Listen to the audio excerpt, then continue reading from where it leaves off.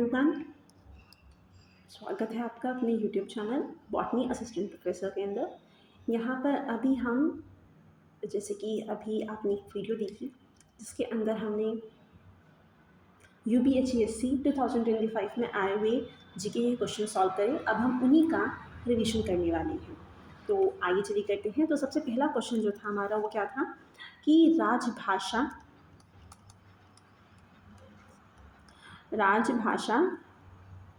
कीर्ति पुरस्कार किस लिए दिया जाता है? कीर्ति पुरस्कार किस लिए दिया जाता है? तो इसका आंसर जल्दी से आपने पढ़ चुके हैं, अब आप जल्दी से अपने मन में रिवाइज कीजिए कि क्या था उसका आंसर, फिर मैं बताती हूँ आपका आंसर। तो इसका था कि जिससे कि आप जो है हिंदी के यूज़ को ज़्यादा से ज़्यादा बढ़ा सकें ऑफिशियल वर्क के अंदर। चलिए ठीक है, तो अगले क्वेश्चन पे चलते हैं अब हम। तो उत्सव पोर्टल कब लॉन्च हुआ? ईयर क्या था उत्सव पोर्टल के लॉन्च होने का? वो था 2022। ठीक है, जल्दी जैसे जैसे मैं क्वेश्चन बोलती हूँ एकदम से आप सोचिए क्या है आंसर और फिर जो है आंसर चेक करिए। ठीक है, तो क्वेश्चन नंबर 3, अब ऑथर दिए हुए थे आपको क्वेश्चन नंबर 3 में और फिर जो उनकी बुक्स थी कौन सी थी। ठीक है, तो अरविंद अडिगा,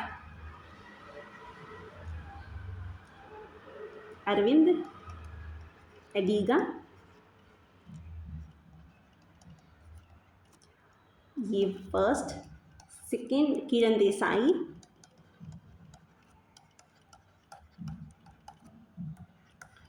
अरुंधति रॉय। सोचिए जल्दी से कौन से बुक्स इन्होंने लिखी हुई है, किसकी क्या बुक थी, क्या आपके याद आ रहा है? और VS नेपुर। ठीक है, तो अरविंद अडिगा जी की जो किताब थी वो थी व्हाइट टाइगर। ठीक है, अरविंद अडिगा की क्या थी, वो अड़े हुए थे अपनी जगह पे, तो कौन अड़े हुए थे? टाइगर जी। ठीक है, और वो कैसे टाइगर थे? White tiger. किरण देसाई, अब देखिए not to harm anyone but yes याद करने का तरीका है। तो किरण देसाई मतलब आप कह सकते हैं कि ठीक है थोड़ा देसी सा साउंड कर रहा है। तो देसी क्या चीज़ होती है? जो पुरानी जो इनहेरिटेड होती आ रही है। ठीक है, तो inheritance of loss. Arundhati Roy the good God of small things, तो नाम से लग रहा है कि अरुंधति मतलब लाइक गॉड। ठीक है, तो god of small things. And VS Naipaul in a free state. ठीक है, तो Arvind Adiga the white tiger, Kiran Desai the loss of the inheritance of loss, Arundhati Roy the god of small things, VS Naipaul in a free state. ठीक है, तो question number 4 पे चलते हैं। अब इसमें क्वेश्चन नंबर 4 ये है कि ऐसी कौन सी कंपनी है जिसने 20 लाख करोड़ रुपए कमाए थे 2024 के अंदर? ठीक है, तो वो थी हमारी रिलायंस। ठीक, क्वेश्चन नंबर 5 दिया हुआ है कि भाई नागौर है। ठीक है, नागौर जो कि कहाँ पे है? राजस्थान के अंदर। वो फेमस है किस चीज़ के लिए? कोई एरोमेटिक कंपाउंड है कोई? ठीक है, मतलब एरोमेटिक कोई प्लांट है, उसके लिए वो फेमस है। क्या नाम है उसका? तो मेथी मतलब फेनुग्रीक। ठीक है, फेनुग्रीक के लिए जो है ये फेमस है। चलिए नेक्स्ट क्वेश्चन पे।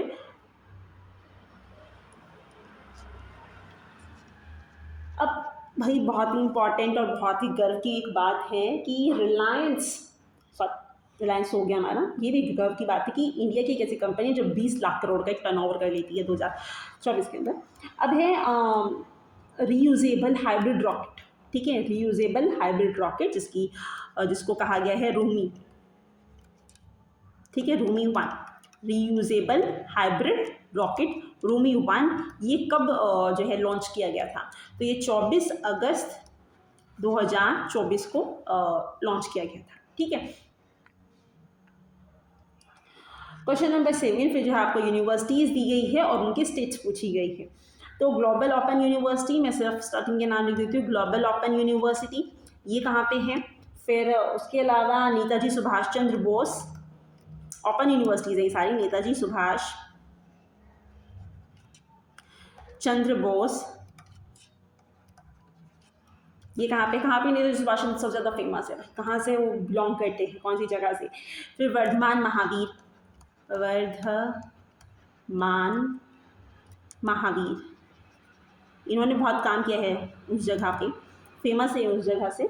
और फिर है पंडित सुंदरलाल शर्मा, पंडित सुंदरलाल शर्मा, सब के बाद में ओपन यूनिवर्सिटी लगा हुआ है, ठीक है। तो नेताजी सुभाष चंद्र बोस तो कोलकाता से है जी। वर्धमान महावीर राजस्थान से बहुत फेमस है जी। पंडित सुंदरलाल शर्मा जी, ये बिलासपुर के अंदर है ये वाली यूनिवर्सिटी। और ग्लोबल यूनिवर्सिटी की अगर आप बात कर रहे हैं तो ये है दीमापुर के अंदर, दीमापुर।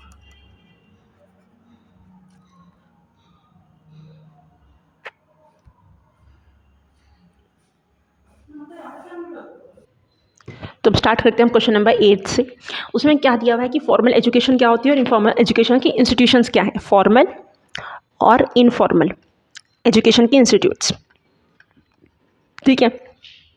अभी अगर आप फॉर्मल इंस्टीट्यूशंस की बात करें तो फॉर्मल में क्या आता है, school, colleges, university, training campus, ठीक है। ट्रेनिंग जैसे आर्मी की, पुलिस की, किसी भी चीज़ की ट्रेनिंग हो रही है वो फॉर्मल के अंदर आ जाता है। अब इनफॉर्मल के अंदर क्या आता है, हाउस, मतलब फैमिली, कम्युनिटी, अधिक, और जनरल गेम्स जो है ये सारे इनफॉर्मल के अंदर आ जाते हैं। अब गेम्स अगर आप गेम प्रॉपर ट्रेनिंग के साथ में ले रहे हैं तो वो फॉर्मल में आएगा, लेकिन अगर आप गेम्स जनरल ऐसे ही खेल रहे हैं जनरली गली मोहल्ले में जो आता है वो इनफॉर्मल के अंदर आएगा, ठीक है। तो नेक्स्ट क्वेश्चन, नाइन्थ की हम बात करते हैं। नाइन्थ में जो है इन्होंने आप किसी भी चीज़ पर रिसर्च कर रहे हैं उसके ऊपर क्या प्रोसेस होगा उसकी बात कर रहा है। तो उस मतलब ऑप्शन आपके प्रॉब्लम, ऑब्जेक्टिव, मेथड और डाटा कलेक्शन, इन सबको जो है आप एक सीरीज़ के अंदर अलाइन कीजिए। तो तरीका क्या होगा, सबसे पहले आप प्रॉब्लम आइडेंटिफाई करेंगे, ठीक है। तो प्रॉब्लम सबसे पहले नंबर पर आती है, उसे आइडेंटिफाई करना। फिर अब आप जो है अपने ऑब्जेक्टिव्स को डिसाइड करेंगे कि आप किस किस चीज़ पर काम करेंगे। अब आप अपने मेथड्स को डिसाइड करेंगे कि कौन से मेथड्स का यूज़ करें कि आप उन काम को कंप्लीट करेंगे, और उसके बाद फिर जो आप अपना डाटा कलेक्ट करेंगे और फिर जो आप अपना रिजल्ट वगैरह देंगे, ठीक है। तो क्वेश्चन नंबर 10 NIRF के बारे में है। NIRF क्या है?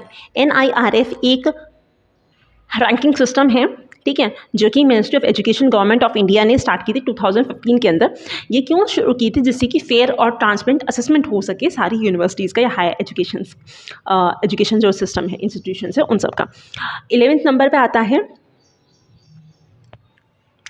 कि आपके पास में एक चीज़ आती है बिग डाटा एनालिटिक्स। तो गवर्नमेंट किस चीज़ में यूज़ करती है बिग डाटा एनालिटिक्स का? बिग डाटा एनालिटिक्स का गवर्नमेंट यूज़ करती है अगर आप कोई भी बहुत बड़ा डाटा है, ठीक है, और गवर्नमेंट को उसे जो है ऑर्गेनाइज करके रखना है, उसके लिए गवर्नमेंट जो है वो बिग डाटा एनालिटिक्स का यूज़ करती है। तो जैसे कि ट्रैकिंग ऑफ द स्प्रेड कितनी बढ़ रही है, अब कैसे चल रही है, जैसे कि कोरोना के टाइम पे, तो आपको एक बहुत बड़ा डाटा एनालिटिक्स का यूज़ करना पड़ेगा। उसके अंदर आपको इलेक्शन आउटकम्स को प्रिडिक्ट करना है, उसमें यूज़ किया जा सकता है। साइबर सिक्योरिटी, मतलब जहाँ पे आपके पास में बहुत सारा डाटा होगा वहाँ पे गवर्नमेंट बिग डाटा एनालिटिक्स का यूज़ करेगी। आगे चलते हैं।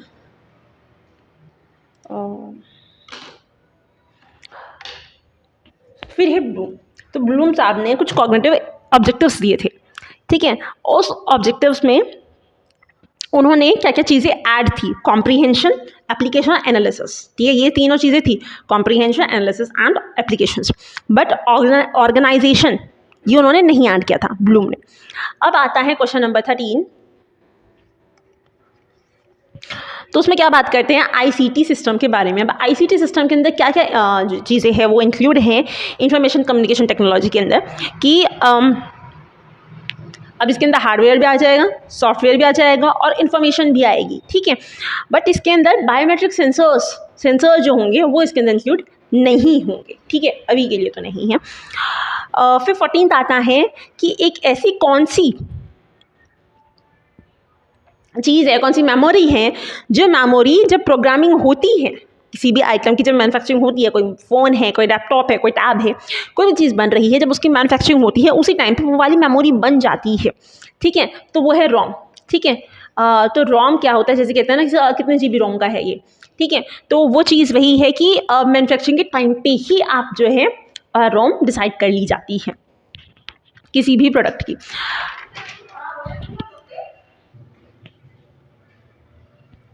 क्वेश्चन नंबर 15, इसमें क्या कह रहा है, एआई टूल्स का जिक्र है। एआई टूल बहुत इजी क्वेश्चन है, मतलब ये तो कि चैट जीपीटी, जेमिना, एआई, क्लाउड जो है ये एआई टूल्स हैं। उसके अलावा फिर एक जो यहाँ पे प्लस स्टोर दिया हुआ था जो कि एआई टूल नहीं है, चलो सबको पता है। तो क्वेश्चन नंबर 16 पे चलते हैं। ये क्या कह रहा है, cause of air soil pollution. Soil pollution मतलब मिट्टी के अंदर पॉल्यूशन, ठीक है। अब मिट्टी के अंदर पॉल्यूशन कब होगा, जब कोई चीज़ मिट्टी के ऊपर गिरेगी, ठीक है। तो ऑप्शन में इसमें दिया हुआ था acidic rain. Acidic rain of cause करती है मिट्टी पॉल्यूशन, क्योंकि है तो पानी बट गिरेगा धरती पे गिरेगा, ठीक है, मिट्टी में जाएगा और उसकी एसिडिटी बढ़ेगी। उसकी एसिडिटी बढ़ने की वजह से पेड़ों में दिक्कत आएगी, ठीक है। कुछ प्लांट ऐसे होते हैं जो ज़्यादा एसिडिटी को रेजिस्ट नहीं कर पाते, तो उन्हें प्रॉब्लम होगी, ठीक है। उसके अलावा क्या चीज़ है इसके अंदर कि ओजोन, एरोसोल और स्मॉग भी ऑप्शंस दिए हुए थे, बट वो नहीं है, ठीक है। मतलब उनसे कोई इफेक्ट नहीं पड़ेगा क्योंकि वो हवा के अंदर ही रहते हैं, वो सॉइल के तक नहीं पहुँचते हैं। या ओजोन तो बहुत ही ऊपर तक रहते हैं, उसका कोई असर नहीं होता। अब है क्वेश्चन नंबर 17 कि लिम्बिक सिस्टम क्या होता है भैया। मतलब लिम्बिक सिस्टम जो है वो किसका पार्ट है, तो लिम्बिक सिस्टम आपके न्यूरल सिस्टम का पार्ट होता है या नर्वस सिस्टम का पार्ट होता है।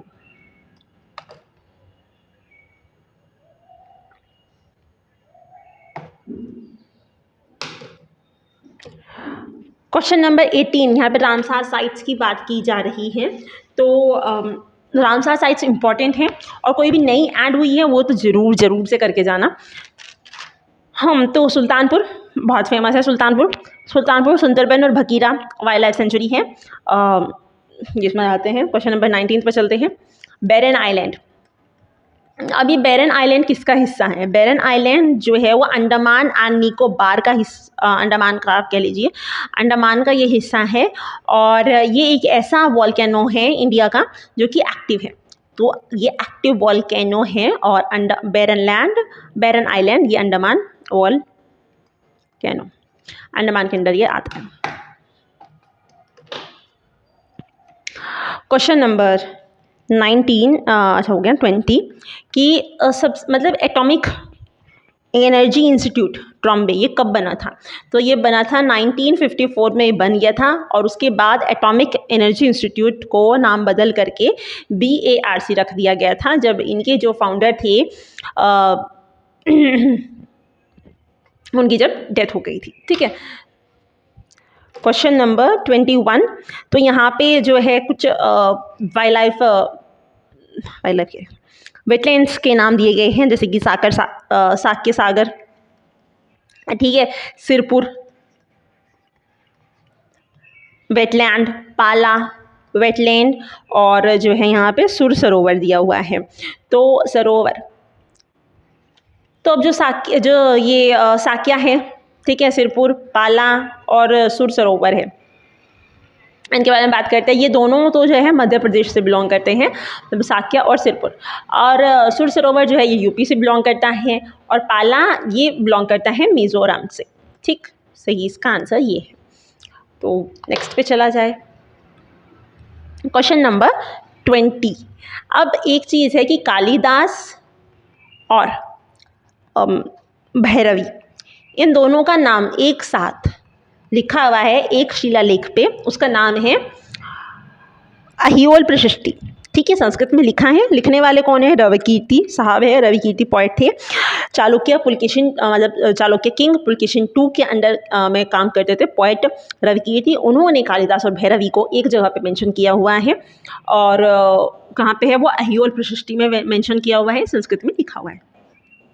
क्वेश्चन नंबर 22 हो चुका है। 23 पे चलते हैं कि गांधी जी जो थे, जब वो साउथ अफ्रीका के अंदर ही थे, उस टाइम पे एक जुल्लू रिवॉल्ट हुआ था। जुल्लू रिवॉल्ट में उन्हें कौन सी रैंक दी गई थी, तो उस टाइम पे उन्हें एक सर्जियन मेजर की रैंक दी गई थी। तो गांधी जी को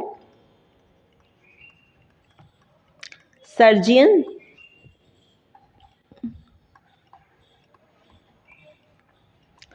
मेजर की रैंक दी गई थी जुल्लू रिवॉल्ट के अंदर। क्वेश्चन नंबर 24, बाबरनामा, मतलब बाबरनामा है तुझी ए बाबरी, ये किसने लिखी है, किस लैंग्वेज में लिखी गई है।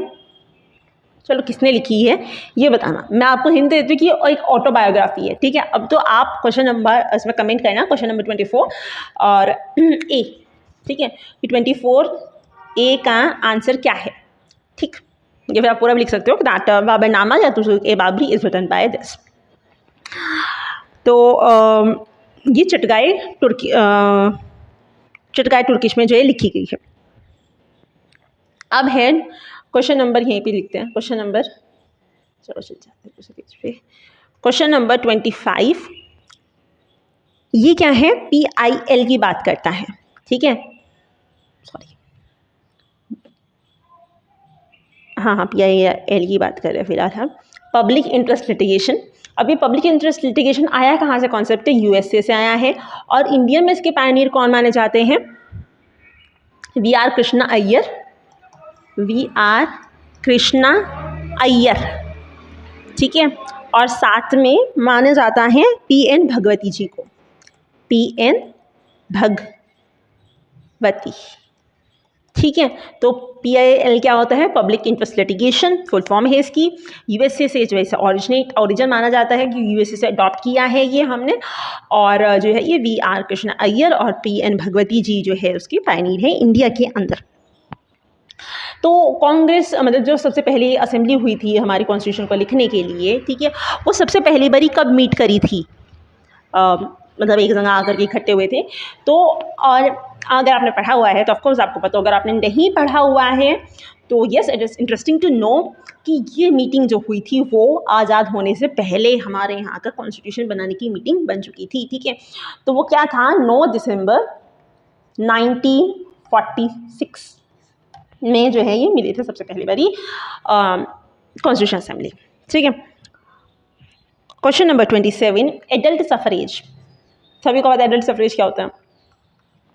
एडल्ट सफरेज क्या होता है कि 18+ जितने भी है वो सभी जो है वोट दे सकते हैं, इरिस्पेक्ट of their gender, there education background, their economic background या एनीथिंग एल्स, ठीक है।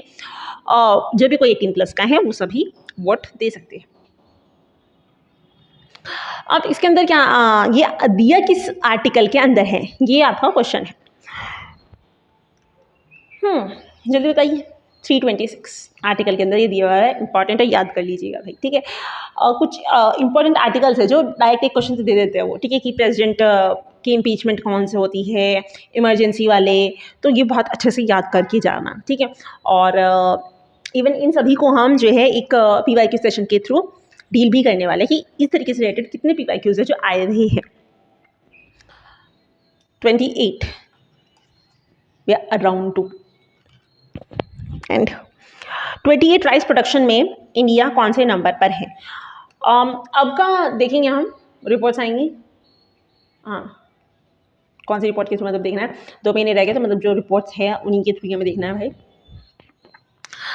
तो सेकंड रैंक पे है इंडिया राइस प्रोडक्शन के अंदर, ठीक है। 29 PLI स्कीम। अब ये जो PLI स्कीम है और जो PIL स्कीम थी ये दोनों डिफरेंट है, मतलब ये स्कीम नहीं है, ये वाली एक स्कीम है, ठीक है। PLI स्कीम है और ये तो पॉलिटिक्स के अंदर होता है, पब्लिक इंटरेस्ट लिटिगेशन है ये।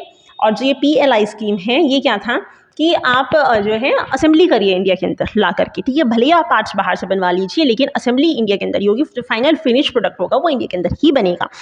तो ये जब स्टार्टिंग में बना था उस टाइम पे जो था ये 3 चीज़ के लिए था, मोबाइल, इलेक्ट्रिसिटी और मेडिकल इक्विपमेंट्स के लिए, और बाद में जो है ये बढ़ा करके 14 कर दिए गए थे, जिसमें से एक जो था वो ऑटोमोबाइल था, ठीक है। और मोबाइल, इलेक्ट्रिसिटी और मेडिकल मतलब मेडिसिन की फील्ड के कोई भी डिवाइसेस वगैरह, और ऑटोमोबाइल्स, ठीक है। अब आते हैं question number 30 which is the last, और जिसका नाम है लैंड रिफॉर्म। अब ये जो लैंड रिफॉर्म है ये क्यों किया गया था पोस्ट इंडिपेंडेंस, क्या कारण था उसका। ये था कि किसी के मतलब पोस्ट इंडिपेंडेंस अमीर था, बहुत ज़्यादा अमीर था, गरीब भी था कुछ ज़्यादा ही, तो उन सबको एक इक्विट लेवल पे लाने के लिए जो है लैंड रिफॉर्म्स किए गए कि जो ऐसे किसान हैं जिनके पास में लैंड ही नहीं है, ठीक है, लैंडलेस फार्मर्स है जो, उन्हें कुछ तो लैंड मिल सके, ठीक है। तो उस वजह से जो है लैंड रिफॉर्म्स किए गए थे। और लैंड रिफॉर्म्स कौन से आर्टिकल के अंडर आते हैं, तो वो आते हैं आर्टिकल 38 एंड 39 के अंडर जो है ये डील करते हैं। तो यहाँ तक का हम सारा रिवाइज कर चुके हैं, 30 क्वेश्चंस भी हम कर चुके हैं, उन 30 क्वेश्चंस को हम दोबारा से रिवाइज भी कर चुके हैं, और उम्मीद है कि आपके बहुत अच्छे समझ आए होंगे, आपके याद हो गए होंगे इवन। अब तो अच्छे से एक बार और रिवाइज़ करिएगा, नोट्स बनाइएगा, ठीक है। ऐसे ही रनिंग जो मैंने अब नोट्स बनाए हैं ना, ये रनिंग नोट्स ऐसे ही सफिशिएंट है भाई, और बाकी जो आप अपनी स्ट्रेटजी अपनाते हैं, ऑफ कोर्स आप उसे यूज़ कर सकते हैं। मैंने अपनी तरफ से आपको बता दिया है। और yes, another thing is that कि बिकॉज यस यू आर बहुत से टीचर्स ही होंगे, असिस्टेंट प्रोफेसर होंगे, एडहॉक पे पढ़ा रहे होंगे, गेस्ट फैकल्टी पे पढ़ा रहे होंगे, तो all the best everyone, all the best my all the friends, my dear future assistant professors. Thank you. Have a good day. Take care. Bye bye.